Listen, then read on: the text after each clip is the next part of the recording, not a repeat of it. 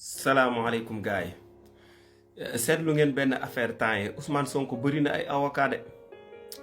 kenn ku ci nekk maa ngi ko gis ci plateau ak ci télévision muy taxaw di waxal lu baax Ousmane Sonko. TFM gis naa fa ñu bëri ñoo xam ne démb daawuñu wax lu jëm ci Ousmane Sonko wala booy wax ci moom sax dañ lay patamee pour nga gaaw génn ci loolu.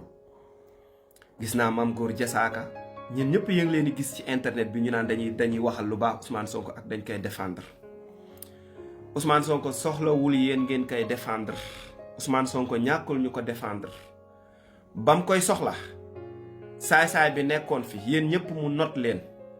ngeen ragal ko muy Macky Sall ñenn ñi mu di leen daan jox alal kenn ñi mu wutoon a taxaw jël position défendre Ousmane Sonko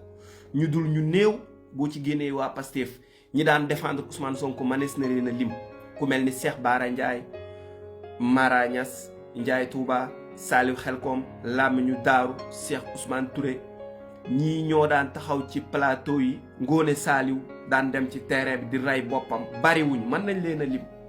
ñii ñëw dëggaleen seen bopp taxaw défendre Ousmane Sonko défendre projet am mu jaral leen lu nekk booba Macky Sall mi ngi fi di def lu ko neex ngeen lànkoon sa noonu démb saa yu taxawee tey di la waxal lu baax ay pexeem sottiwul Ousmane Sonko ñii ñëpp kenn ku la ci bëgg amul yow ak président Diomaye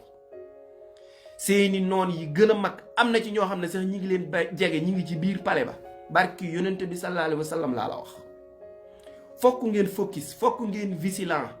te xam ne ay noon yéen a ko ëpple Sénégal seen échec dong la ñuy xaar Ousmane Sonko soxlawul ko koy défendre ci réseaux sociaux yi ñàkku ko ñun fan jàppoon démb ak barki démb tey lañ fa gën a jàpp te terrain bi ñoo leen ko gën a miin plateau yi ñoo